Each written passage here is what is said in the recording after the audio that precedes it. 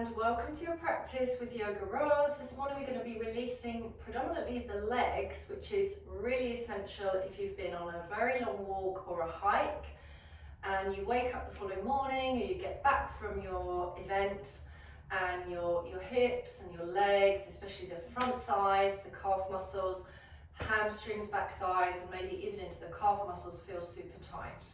So please enjoy this practice to your ability and try to appreciate the poses and the movements alongside good mindful breathing, and maybe a few props will help. So I'm going to start with the yoga belt. So with your yoga belt, fold it maybe in half, it kind of depends on the width of your shoulders. Come into a relaxed standing stance, and you might want to just roll the shoulders. So even though I said that we're going to be kind of stretching out the legs, we do want to have access to good, comfortable upper body and really smooth, conscious, natural breathing as well. So take your belt overhead. Of course, it doesn't have to be a yoga belt. It could be a belt from a robe or a leather belt or even a tie or something. If you can take the belt way overhead so that it's above your crown, kind of pull the belt apart.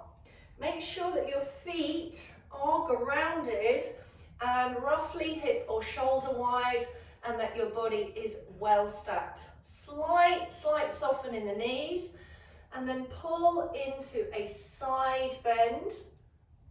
Use that belt and then draw back. Center, have your face forward, and then once you get going, maybe you can move a little more in your range.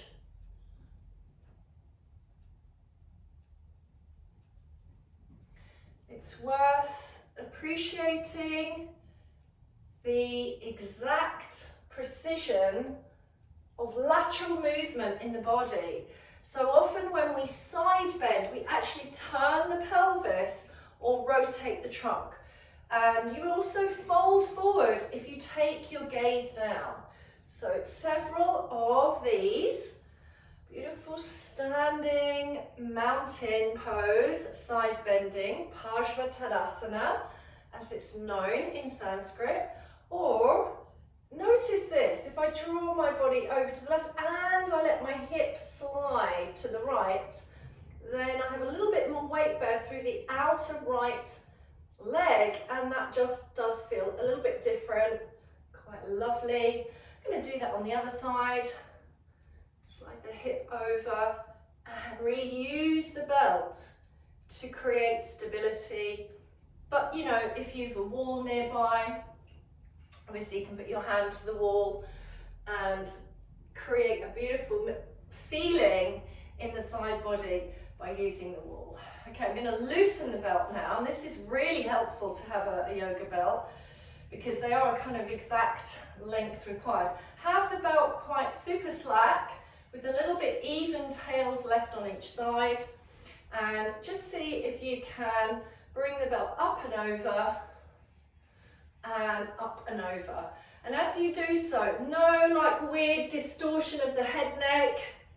So just if this can't happen today, maybe you come up and you come kind of the back of the skull and round to the collarbones. So that's like a half arc, breathing all the way through. If you can go all the way around, there's a slack thing here, isn't there?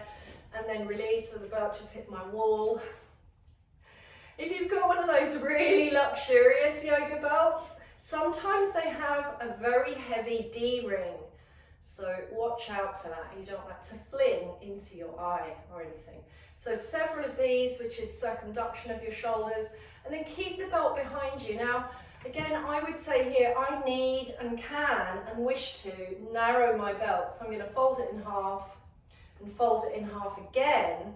And then I'm going to roll the shoulders back. So I'm going to literally stand well, roll the shoulders back, expand the chest, and then pull the knuckles down towards the tail. And maybe even draw the arms away, but keep your eyes on the horizon. So try not to initially do anything different with the head and neck. So try to see how that feels as you breathe. And pull back and squeeze your scapulae together. And then if that feels comfortable and good for your breath and your body, and it's really opening the chest, soften the knees just a little bit, hug in the glutes, and then gaze up. And it's just following that line of opening the front line of the body. And then release and come back to standing.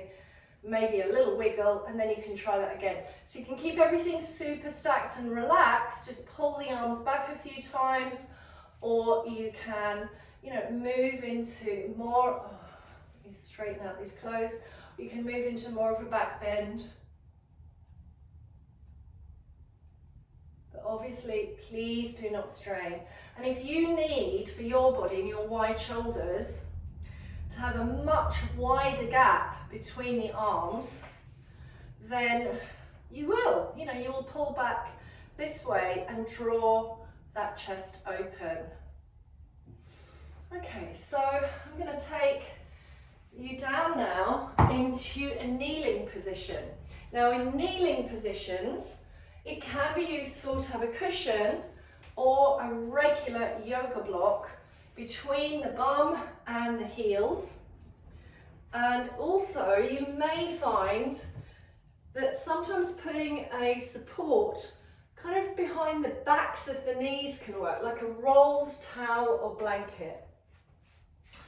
So first of all, just park the buttocks onto the block and sit well, and just there will be a really light, comfortable release of the front thighs. Good to roll the shoulders here, lace the fingers together, maybe enjoy an overhead stretch. And just expand. I'm going to do a little bit of rolling of the body, tucking the pelvis, exhaling, inhaling, just reaching out through the whole trunk. And then if I'm comfortable in kneeling, I can take the block away. There's a little bit more release coming on the thighs. It's okay to have the knees apart as well. And then I'm also going to think about using the block in order to create more release and length in those front thighs. So taking your prop behind you, secure that position, and then as you lift the hips, curl the tail under you and reach up. Really see if you can lengthen. I would look down the heart centre, the navel centre first, and then just gaze up the wall and squeeze those shoulders together like we just did with the belt. Can you breathe and hold steady there? And then maybe gently release and notice how you feel, yeah? So you want to take that a few times maybe, and we can use that 5 times, and then maybe take the right foot forward. And if I don't have a prop, and I just bring my fists beside me, or my fingertips, I can lengthen again, just in that left thigh. So I'm just lifting through, trying to create grounded action through the top of the foot toes, the ankle to the shin. So really make sure you take care of your alignment from the hip to the knee. And this right foot could be in many different positions. Remember, we've all got different length of bones. So I cannot say to you at home exactly where to put that foot, but I don't want it to be a floppy leg. I'd love you to have a nice sense of foot grounding, and then lift up and lengthen and breathe. And you want to curl that tailbone under, and then obviously you can swap legs and linger in the place and savor the feeling of releasing there. And there's lots of other things we can do, but we're going to press on now. Come onto all fours, spread the palms below the shoulders. As you surrender the belly down, tailbone rises. This is a familiar position to many in yoga and Pilates. It's called cow. And then as you exhale, rounding into cat, tucking the tail, pressing the shoulders up to the sky. And then maybe just undulating your spine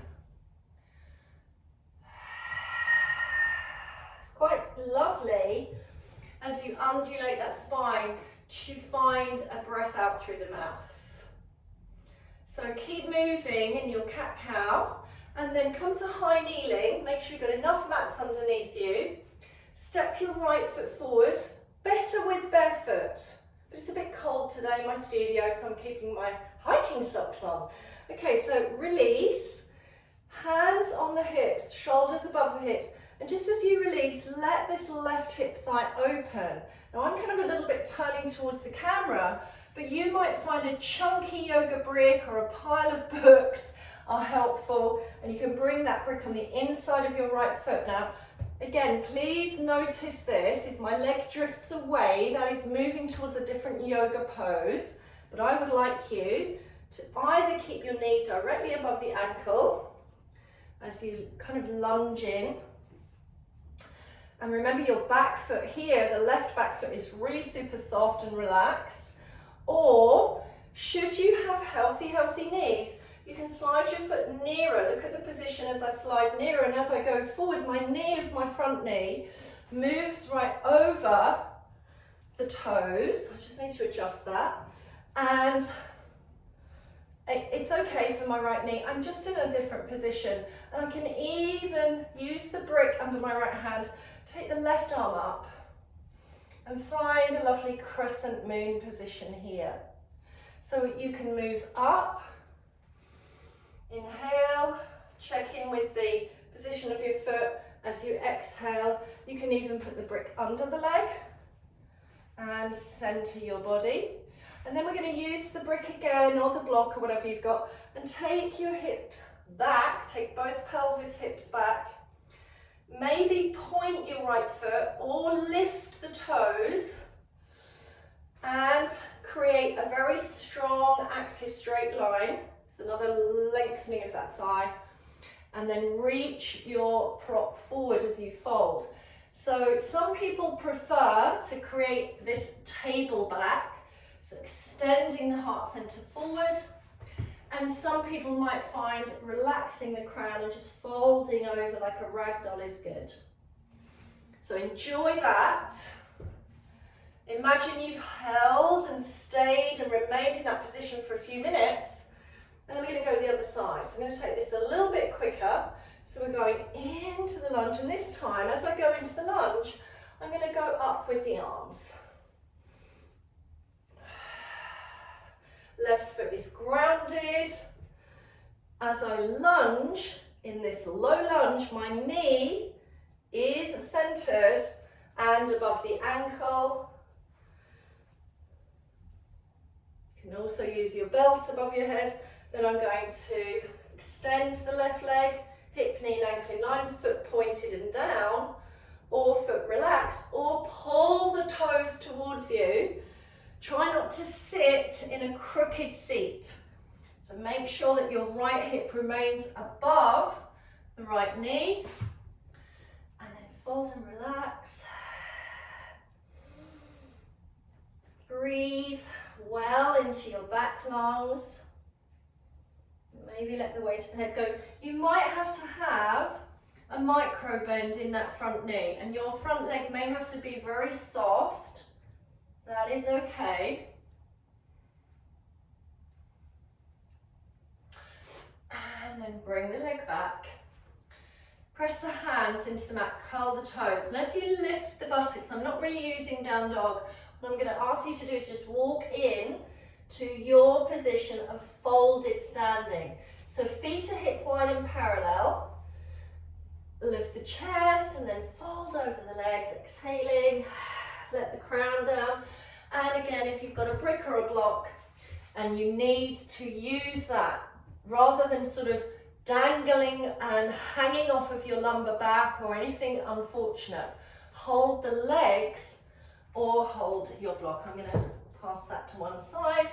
And if you are able to lengthen your legs more, tiny micro bend in the knees. Maybe take the hands around the backs of the legs. Inhale, exhale. Breathe well. Slide up the legs, pull the belly in, and float to stand. Roll up the shoulders. We're going to use the same position but in a cross leg. which is really quite lovely for the outside hips. Take the right leg in front of the left and make sure you're grounded. Please don't worry too much about the position of the feet, just right thigh crosses over left. Release the neck, roll down, maybe your legs are firmish or there's a softening in one or both. Feel what you can feel there, and maybe even turn your body around the legs and explore that. You will stay and enjoy or release, but I wouldn't do this too rushy. Stand well, cross the left leg over the right, relax, ragdolly, flop over, move around your legs as necessary. Maybe lean the pelvis back and forward. So I really do, as you know in my practices, I really do promote embodiment. I want you to sense and feel. Now I happen to have a really handy wall here, so I'm going to now take a little bit of calf release. So standing at the wall, shelf or chair, and everyone's bone length is different, everyone's muscle chain is different, but I'm simply going to step my left leg back in a split stance, and as I bend the knee, I'm going to lift the heel away, so really contract the back line muscles, and then gradually lengthen the heel down, trying to release that calf. And once that heel is down, I find it useful to kind of softly bend the left knee and create this little, almost like pedal action.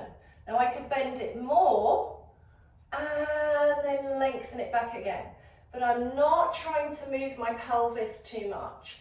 It's okay to be in a shorter position.